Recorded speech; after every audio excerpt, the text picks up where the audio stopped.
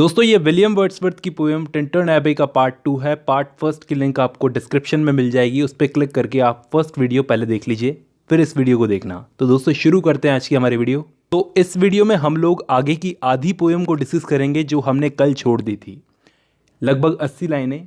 तो दोस्तों शुरू करते हैं। तो जो चीज़ें वर्ड्सवर्थ ने कल बताई थी, चट्टाने, माउंटेन और ये ग्लूमी वुड, तो इन सब के कलर्स और forms, their colours and their forms were then to me an appetite a feeling of love. तो वर्ड्सवर्थ यहाँ पे बोल रहे हैं कि इन सब के कलर्स, जब मैं अपनी यंग एज में था तो इन सब चीज़ों के कलर्स और शेप्स, इन सब चीज़ों की भूख थी एक मुझे। एपेटाइट मतलब भूख, फीलिंग्स एंड लव मतलब इन सब के लिए फीलिंग्स थी और लव था। That had no need of a remoter charm, और उस लव को, उस फीलिंग को किसी दूर के चार्म की ज़रूरत नहीं है। रिमोटर चार्म का मतलब दूर के चार्म की ज़रूरत नहीं है, मतलब किसी बाहरी चार्म की।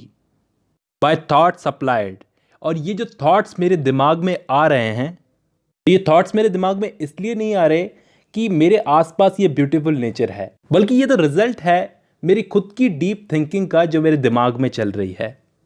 Nor any interest unborrowed from the eye, और इसका उन चीज़ों से कोई कनेक्शन नहीं है जो मेरा दिमाग मेरी आंखों से देख रहा है। मेरी आंखों से जो सीन उसने बोरो किए हैं, उन चीज़ों से इसका कोई कनेक्शन नहीं है, बल्कि ये मेरी इनर डीप थिंकिंग है। द टाइम इज पास्ट, वो टाइम गुजर गया। And all its aching joys are now no more. इस लाइन का मतलब यह है कि जब उस टाइम में जो दर्द झेलता था उसमें भी एक मज़ा था, तो वो टाइम अब नहीं है। And all its dizzy raptures, और वो डिजी रैप्चर्स अब नहीं है। नॉट फॉर दिस फेंट आई नॉर मॉर्न नॉर मर्मर, और इस चीज़ के लिए जो टाइम गुजर गया उसके लिए मैं रोने या बड़बड़ाने नहीं वाला, बल्कि अदर गिफ्ट्स हैव फॉलोड, बल्कि नेचर ने मुझे कुछ दूसरे गिफ्ट्स दिए हैं, जैसे शक्ति दी है मुझे। फॉर सच लॉस, इस लॉस के लिए I would believe abundant recompense, or I have learned to look on nature not as an hour of thoughtless youth, क्योंकि मैं अब सीख चुका हूँ, for I have learned, मैं सीख चुका हूँ कि नेचर को कैसे देखना है। उस तरह से नहीं देखना जैसे मैं अपनी थॉटलेस यूथ में देखता था। थॉटलेस यूथ का मतलब है उस टाइम कोई सीरियस थिंकिंग नहीं थी दिमाग में, बस मैं नेचर को ऐसे ही देखता था। लेकिन अब मैं मैच्योर हो चुका हूं। आगे वर्ड्सवर्थ बोलते हैं, but hearing often times the still and sad music of humanity, लेकिन कभी कभार मुझे ये सैड और स्टिल म्यूजिक ऑफ ह्यूमैनिटी सुनाई पड़ता है मेरे कानों में। नॉर हार्श नॉर ग्रेटिंग, वो जो म्यूजिक है, सैड म्यूजिक ऑफ ह्यूमैनिटी, वो ना तो हार्श है ना इरिटेटिंग है, बल्कि वो हमें करेक्ट करता है। Though of ample power to chasten and subdue, मतलब वो जो म्यूज़िक है वो हमें करेक्ट करता है, डिसिप्लिन और सफरिंग्स के साथ हमें हम्बल और जेंटल बनाने के लिए वो म्यूज़िक है। एंड आई हैव फेल्ट, और मैंने ये फील किया है, a presence that disturbs me with a joy of elevated thoughts, कि कोई डिवाइन पावर, एक प्रेजेंस, नेचर की जो प्रेजेंस है उसको बोला है डिवाइन पावर। उस डिवाइन पावर की प्रेजेंस दैट डिस्टर्ब्स मी, यानी कि वो मुझे डिस्टर्ब कर रही है या फोर्स कर रही है। ये कोई बुरे तरीके से फोर्स नहीं कर रही है, गुड वे में फोर्स कर रही है, डिस्टर्ब कर रही है कि मैं अपने थॉट्स को, अपने जॉय को ऊपर उठाऊं। A sense sublime of something far more deeply interfused, तो वो जो डिवाइन पावर है, ऐसी फीलिंग आती है कि वो नोबल पावर नेचर में हर जगह फैली हुई है, डीपली इंटरफ्यूज्ड है। इंटरफ्यूज्ड का मतलब मिली हुई है हर जगह पर, डीपली मिली हुई है हर जगह पर। यहां पे दोस्तों ये समथिंग वर्ड जो है ये उस डिवाइन पावर के लिए यूज हुआ है। Whose dwelling is the light of setting sun, जो रह रही है, ड्वेलिंग का मतलब रह रही है, is the light of setting sun, डूबते हुए सूरज की रोशनी में भी। अगर दूसरी भाषा में कहूं तो इस लाइन का मतलब यह है कि उस डिवाइन पावर की प्रेजेंस ढलते हुए सूरज की रोशनी में भी मिलेगी and the round ocean and the living air, इस राउंड ओशन में भी मिलेगी और इस लिविंग एयर यानी कि मूविंग एयर में भी मिलेगी। एंड द ब्लू स्काई, इस ब्लू स्काई में भी मिलेगी। And in the mind of man, और इंसान के दिमाग में भी। A motion and a spirit, तो इस डिवाइन स्पिरिट का motion that impels all thinking things, जो हमारे दिमाग को सोचने पर मजबूर करता है, इंस्पायर करता है। इम्पेल्स का मतलब इंस्पायर करता है। All objects of all thoughts, जो जो चीज़ें इस दुनिया में सोच सकती है, जैसे इंसान सोच सकता है, उन सबको सोचने के लिए इंस्पायर करती है वो divine power. Therefore am I still a lover of meadows and the woods and mountains, इसलिए आज भी मैं इन घास के मैदानों, जंगलों और माउंटेन्स से प्यार करता हूँ, क्योंकि ये सोचने को इंस्पायर करते हैं। And of all that we behold from this green earth, और उन सब चीज़ों को मैं प्यार करता हूँ जो चीज़ें इस ग्रीन अर्थ से हम लोग देखते हैं।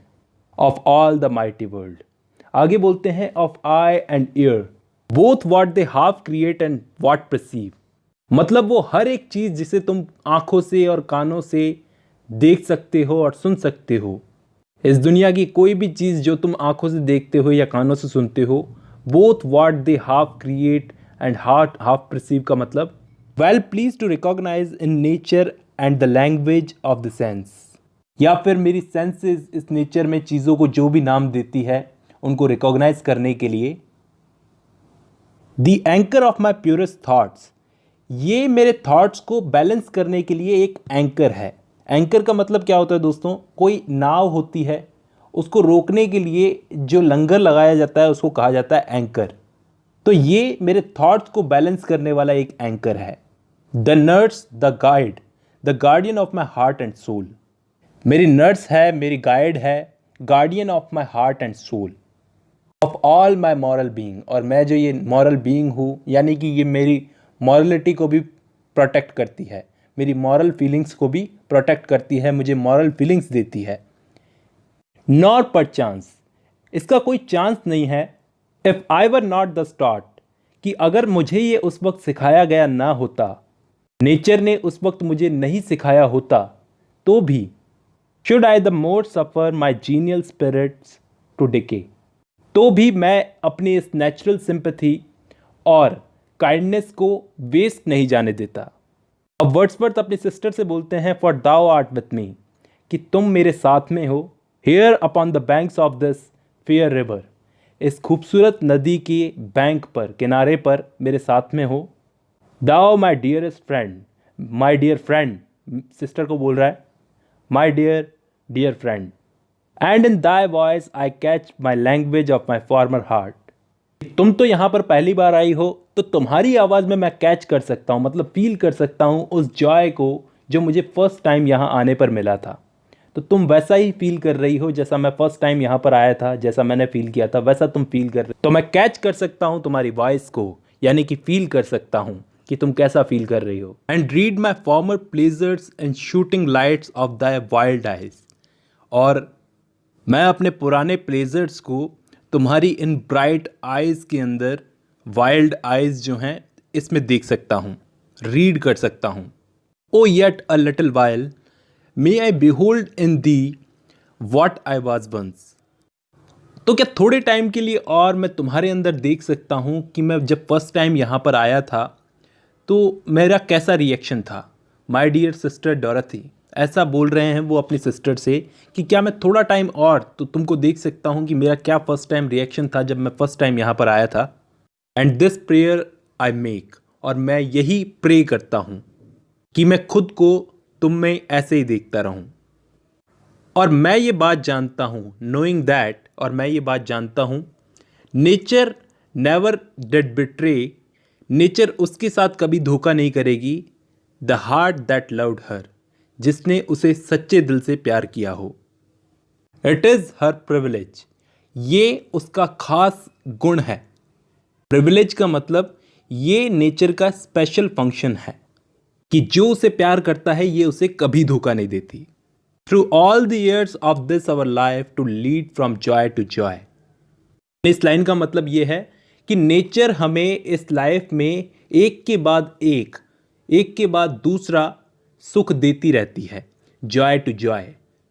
For she can so inform the mind that is with us, वो impress with quietness and beauty. तो नेचर हमारे दिमाग में क्वाइटनेस और ब्यूटी डालती है, हमें लॉफ्टी थॉट्स देती है, and so feed with lofty thoughts, हमें बुलंद विचार देती है। That neither evil tongues rash judgments nor sneers of selfish man nor greetings where no kindnesses nor all the dreary intercourse of daily life. यहाँ से लेकर के यहाँ तक की लाइन का मतलब ये है कि नेचर हमें ऐसे थॉट्स देती है जो कि हमें अब्यूसिव बुरा बोलने वाले लोगों, जल्दबाजी में फैसला लेने वाले लोग, मजाक उड़ाने वाले सेल्फिश लोग, या फिर सेल्फ सेंटर्ड जो तुम्हें नीचा देखना चाहते हैं वो लोग, या फिर बोरिंग दिमाग के लोग जो रोज़मर्रा की बातें करते हैं, उनसे प्रोटेक्ट करती है। डायरेक्टली कहने का मतलब ये है कि नेचर इन सब चीज़ों से हमें प्रोटेक्ट करना चाहती है ऐसे थॉट्स देकर। शैल एवर प्रिवेल अगेंस्ट अस और डिस्टर्ब आवर चीयरफुल फेथ। यहाँ से लेकर के यहाँ तक की लाइन का मतलब ये है कि ये सब जो चीज़ें मैंने आपको बताई, ये सब चीज़ें हमारी जो जॉय है, हमको जो ये चीयरफुल फेथ जो मिली है, इसको ओवरकम करना चाहती है, इसको जीतना चाहती है। ये सब चीज़ें, that all which we behold is full of blessings, मतलब जो भी इस ब्यूटीफुल नेचर के ऑब्जेक्ट्स हम देखते हैं वो सब हमें खुशी देते हैं। अब इसके बाद विलियम वर्ड्सवर्थ अपनी सिस्टर को कुछ एडवाइस देंगे। ये पहली एडवाइस ये देते हैं, therefore let the moon shine on the in the solitary walk. Wordsworth बोल रहे हैं इस लाइन में कि तुम्हें अकेले चांदनी रात में चलना चाहिए जब चांद आसमान में तुम्हारे ऊपर चमक रहा हो। And let the misty mountain winds be free to blow against thee, यानी कि इस लाइन का मतलब यह है कि उस वक्त धुंध भरी माउंटेन विंड्स फ्री होकर तुमसे टकराएं। ये अपनी बहन को एडवाइस इसलिए दे रहे हैं ये कि ऐसा ही सेम सीन उन्होंने 5 साल पहले, वर्ड्सवर्थ ने 5 साल पहले खुद ने फील किया था, एक्सपीरियंस किया था। सेम वैसा ही एक्सपीरियंस करो जैसा मैंने उस समय किया था। When these wild ecstasies shall be matured into a sober pleasure।